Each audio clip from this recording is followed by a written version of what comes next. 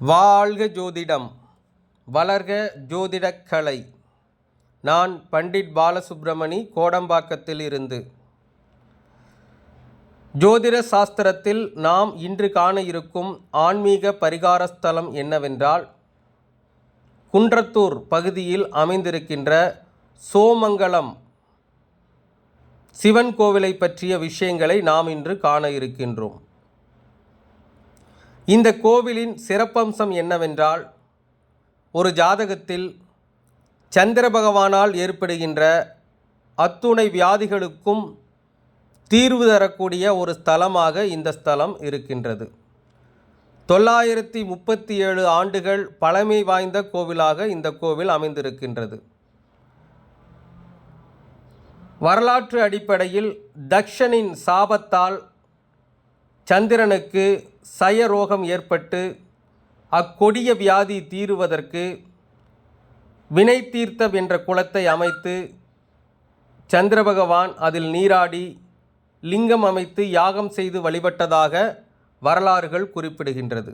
ஆக ஜாதகத்தில் சந்திர பகவானால் ஏற்படுகின்ற எப்படிப்பட்ட நோயாக இருந்தாலும் இந்த ஸ்தலத்திற்கு வந்து சிவபெருமானுக்கு அபிஷேகம் அர்ச்சனை செய்து அவருக்கு நெய்வேத்திய உணவை படைத்து தானம் செய்து வந்தீர்களானால் கண்டிப்பாக அந்த சந்திர பகவானால் ஏற்படுகின்ற நோய் தாக்கம் என்பது நிச்சயமாக குறைவாகும். இதில் முக்கியமாக யாரெல்லாம் செல்ல வேண்டும் என்றால், கும்ப லக்னத்தில் பிறந்த எந்த அன்பர்களாக இருந்தாலும் அவர்களுக்கு உடல் ரீதியான எப்படிப்பட்ட நோய் இருந்தாலும் இந்த கோவிலுக்கு சென்று வழிபாடு செய்கின்ற பொழுது கண்டிப்பாக அதனுடைய தோஷமானது நிவர்த்தியாகும். அதேபோல தனுசு லக்னத்தில் பிறந்து 8ஆம் அதிபதியானவர் 4ஆம் இடத்தில் இருந்தாலும், அதாவது தனுசு லக்னத்திற்கு 8ஆம் அதிபதியாகிய சந்திரன் 4ஆம் இடத்தில் இருந்தாலும், விருச்சிக லக்னத்தில் பிறந்து சந்திர பகவான் 4ஆம் இடத்தில் இருந்தாலும் அல்லது லக்னத்தில் இருந்தாலும், அதேபோல சிம்ம லக்னத்தில் பிறந்து சந்திர பகவான் லக்னத்திலோ 4ஆம் இடத்திலோ இருந்தாலும், மேச லக்னத்தில் பிறந்து 4ஆம் அதிபதியாகிய சந்திரன் 6ஆம் இடத்தில் இருந்தாலும், ரிஷப லக்னத்தில் பிறந்து 3ஆம் அதிபதியாகிய சந்திரன் 6ஆம் இடத்தில் இருந்தாலும்,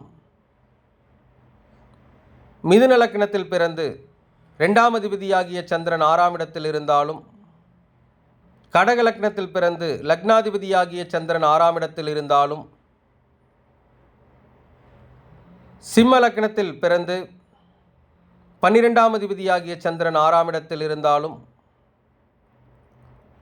கன்னி லக்னத்தில் பிறந்து 11ஆம் அதிபதியாகிய சந்திரன் 6ஆம் இடத்தில் இருந்தாலும், துலா லக்னத்தில் பிறந்து 10ஆம் அதிபதியாகிய சந்திரன் 6ஆம் இடத்தில் இருந்தாலும், விருச்சிக லக்னத்தில் பிறந்து 9ஆம் அதிபதியாகிய சந்திரன் 6ஆம் இடத்தில் இருந்தாலும், தனுசு லக்னத்தில் பிறந்து 8ஆம் அதிபதியாகிய சந்திரன் 6ஆம் இடத்தில் இருந்தாலும், மகர லக்னத்தில் பிறந்து 7ஆம் அதிபதியாகிய சந்திரன் 6ஆம் இடத்தில் இருந்தாலும், கும்ப லக்னத்தில் பிறந்து 6ஆம் அதிபதியாகிய சந்திரன் எங்கு இருந்தாலும், மீன லக்னத்தில் பிறந்து 5ஆம் அதிபதியாகிய சந்திரன் 6ஆம் இடத்தில் இருந்தாலும், இப்படிப்பட்ட அன்பர்கள் யாராயினும் சரி, உங்கள் உடம்பில் ஏற்படுகின்ற எப்படிப்பட்ட வியாதியாக இருந்தாலும் இந்த கோவிலுக்கு ஒரு முறை சென்று தரிசனம் செய்து வருகின்ற பொழுது உங்களுடைய உடலில் இருக்கின்ற அந்த நோயினுடைய தாக்கமானது நிச்சயமாக குறைவாகும்.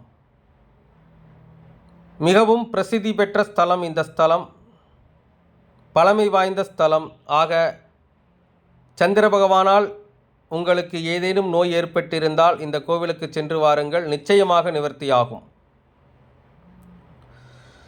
இது போன்ற நல்ல பயனுள்ள பல தகவல்களை தினமும் உங்களுக்காக அளிக்க காத்திருக்கின்றோம்.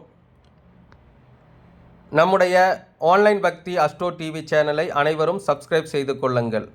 அனைவருக்கும் நன்றி, வணக்கம், வாழ்க வளமுடன்.